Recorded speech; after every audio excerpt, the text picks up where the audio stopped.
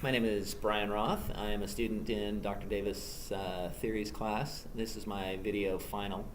In this final, I will be using experiential therapy.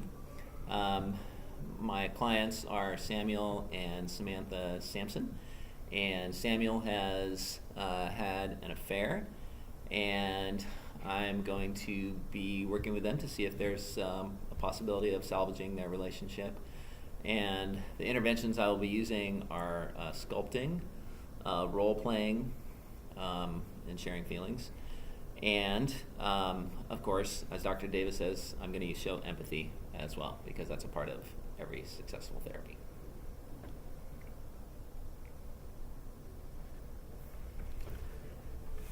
So, welcome back, Samuel and Samantha. This is our third session, and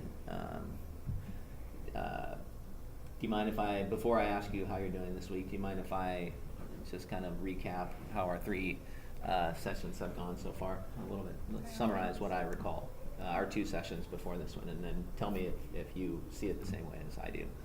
So on the first session, you came in with your presenting issue, which was that Sam had an affair, and your trust had been broken, obviously. So that, explaining what had happened, which, as I recall, was Samuel connected with an ex-girlfriend via social media, and it turned out that they both had an interest in gaming, and they were playing the video game Fortnite, and they played that for a while, and then they decided they were communicating either via the game or through other ways regarding the game, and then they decided they would like to reconnect, and so they reconnected, and all of this happened without your knowledge, and then their relationship became sexual. Am I pretty close to? That's accurate. Okay. Mm-hmm. And then last week in our second session, as I recall, Samantha, you were saying that you were starting to feel a little closer to Sam, and I think just the fact that he had been willing to go to therapy and that he in fact sought that out, you found to be reassuring, and that you were starting to feel a little closer to him. Am I also correct about what you said in session 2? That was what I said. Okay. That's it's not how I'm feeling right now. All right. Okay. Well, let's pick up there then. So, what can you tell me about, what has anything happened at home since last week, or?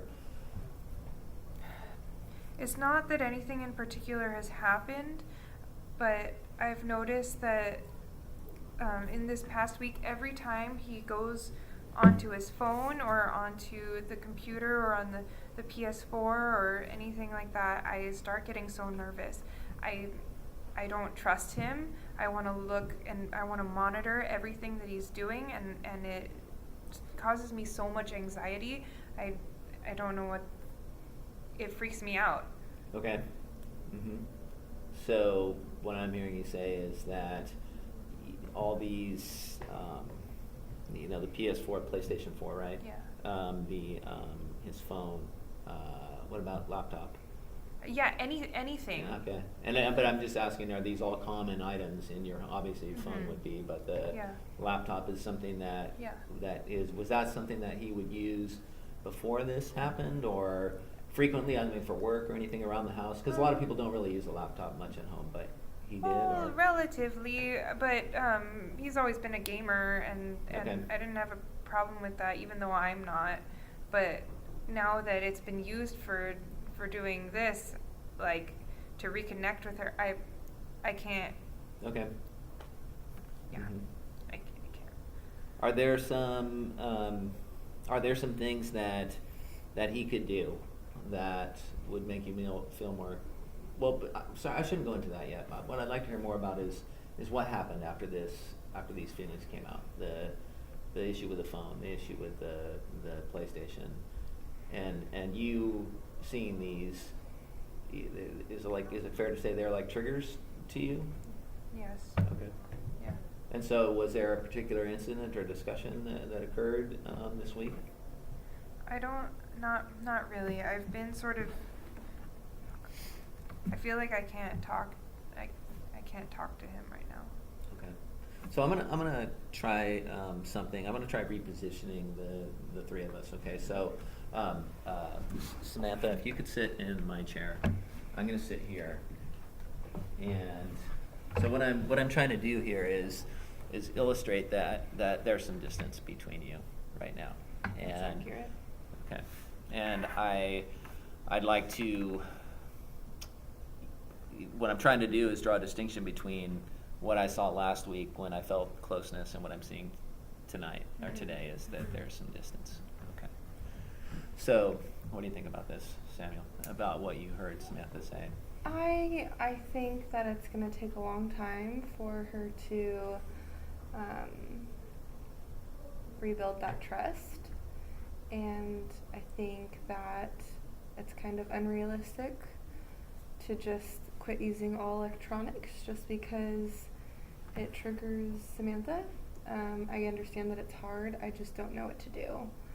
I mean, I don't have to game. I love gaming, but I don't have to game, but I need to use my phone sometimes. I need to use my laptop. I don't expect you to not use electronics. I'm just saying. One thing, there is something that that I might suggest or float as a possibility that is something that will happen, that some couples will do after an affair, and that is for the person who the affair person, the person who committed who did the affair, engaged in it, they'll give passwords to their spouse. You know, here's my phone unlock key. Here is my password to my email. Here is my PlayStation password, my Facebook password. All of those things. Is that something you would have you done any of that, or would you consider doing it? And would you consider, you know, another step beyond that is to say, my phone is here. It will always be where you can find it, and anytime you want, whether I'm holding it or whether I'm not, you're welcome to pick it up and do whatever you want with it. It's never something I've done, but I'm definitely open to considering it. I have nothing to hide. It's not something that I am interested in. I'm not interested in having an affair again. And I saw how hurtful that was for Samantha, and it's, you know, we have a beautiful marriage and I ruined it, and I want to continue because she's a phenomenal woman. How does that make you feel, Samantha? I mean, and so I want to break it down into parts, because there was perhaps three things that he said. He said he's willing to do the password thing, and he said that you know, that you had a good marriage, and that he wants to, what I heard him say was, have that again, and because you're a beautiful woman. How does it make you feel? I definitely think that, like, I don't think I would want to dive into your own person, like, you're allowed to have your own life, you know? I'm just expressing that I have those feelings and they're coming up, and I don't know what to do with them, but I would appreciate having the passwords. I don't think that I would use them, but just the knowledge that you'd be willing to give that information puts me at ease. Also, I love you, and I think our marriage is, I thought our marriage was rock solid, so when this happened, it really, really hurt me, and so I still want to work on it. I feel very much scarred right now, and I think it's going to be difficult for me to trust you again, but I do want to work on it. And I want to work extra hard to be as transparent as I can, because I know that if I was in your position, that's the least I could ask for. And so I know it's going to take some time, and it's not in Samantha's nature to snoop around my business, but I want to do everything I can in my power to show her that I have nothing to hide and that I'm not interested in pursuing an affair with anyone else or with her. So I just want to do everything that I can. I think that this is moving more toward a closeness situation. So I'm going to resculpt the situation, and Samantha, if you could join that chair and sit closer to Sam again. So the next thing I would like to I suggest is that we try kind of a role play, and this is going to be a reverse role play. So Samantha is going to be Samuel, and Samuel is going to be Samantha, and so taking on Samuel's role, what I would like to hear you do is explain to Samantha, what your apology is to her. So some characteristics of apologizing in an affair like a situation are that it's genuine, that it's deep, also frequent. So apologizing once is not enough. Now in this case, I don't mean multiple times within the same conversation, but I'm just saying that's another part of a good apology that's believable. But so I'd like to hear you. Apologize. Now you're Samuel, as I said, and you're going to apologize to Samantha for the affair. And then you're going to react in a way that you think she should. Okay. Sam, I am so sorry that I fucked up. I hurt you. I hurt the relationship that we've built, and I feel so guilty for doing that, and I'm so sorry that I hurt you. I never meant to do that, and I won't ever do it again. I'm just speechless. I could never anticipate you doing something so hurtful. And it's going to be a long road ahead, and I don't really know where I stand, but I know that what we had I felt was very genuine.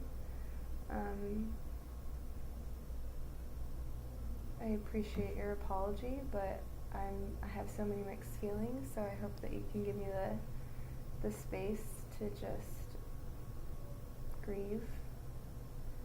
And I'm just speechless. I did not think that you would ever hurt me like that.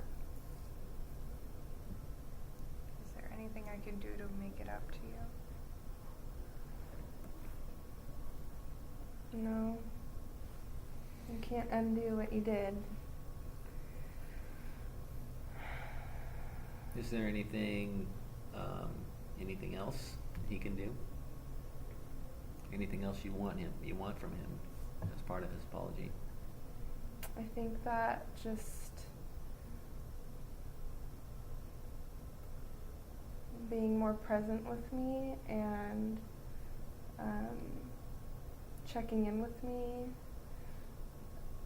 and being mindful of your electronic use. I know that you have a life, but being transparent with me, and if I want to look into your phone, I hope that you would allow me to, because I hope you have nothing else to hide. I think I could do that. Okay, I think that was good. Good. Now let's return to our normal selves. So you're Samantha and you're Samuel. And this is something that I think we haven't really gone into yet, but I'd like if you can reconstruct for me, which again we haven't done yet, but the actual conversation where you first found out about the affair, if you feel you can do that.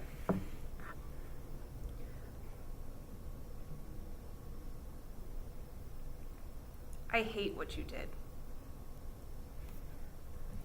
Sorry, I don't want to interrupt you because I can see you're already into this, but what I was hoping was, how did you find out? Like, what, was it a mea culpa on his part? Did he admit it? No, and that's the worst of it. So you found out without him knowing, or without his participation in you I finding found out? pictures. On his phone? Yeah, the very electronic devices that allowed them to find themselves or find each other in the first place. And I can't believe you took pictures of both of them, not just Together? Yes, together. Okay. Mm-hmm. And so that it's so hard to talk about. Oh, the bitch! I can't.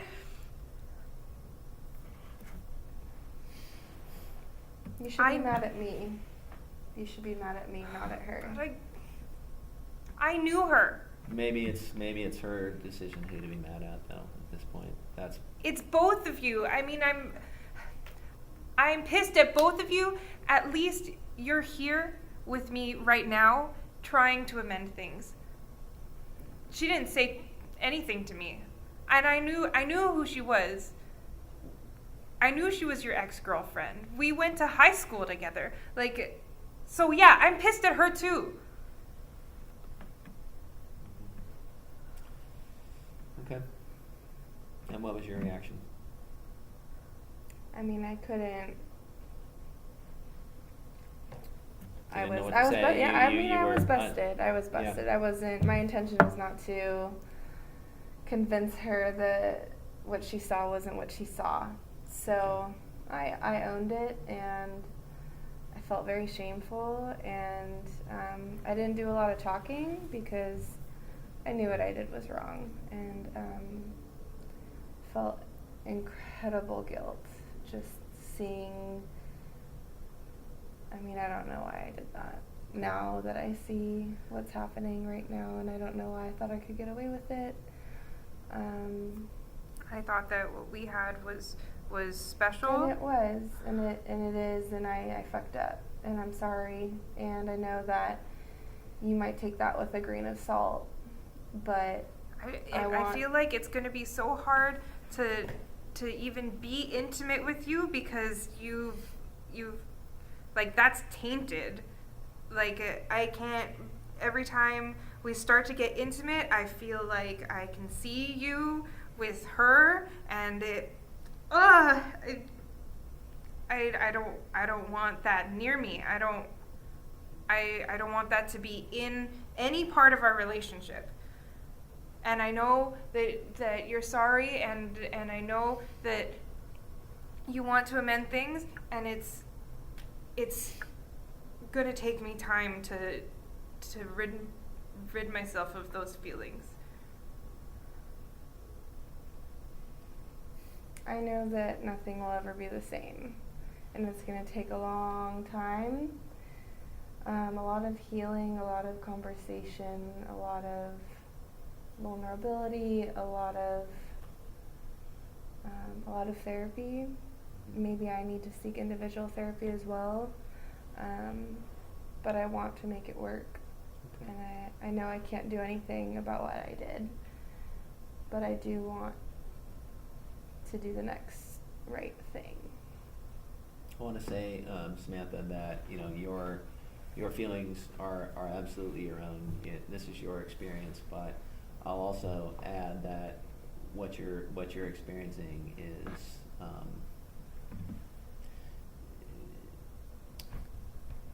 it sounds familiar to me from what I've heard other people express in a situation like this. So it's nothing. It's I don't want to minimize it at all, but I also want to just say that it's common for people to react this way, and it's so I hear you, and I hear that that you, or particularly about the intimacy thing. That's something we haven't really talked about yet, but I can understand why you would feel that way.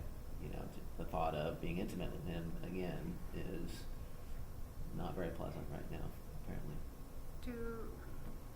Do couples that you've worked with, have you seen them heal from this? I have, yes. Sometimes we'll say that you can't have this marriage anymore, but you can have a second marriage with Sam. And I'm not talking about having a new ceremony, a new marriage license. I'm talking about a second relationship.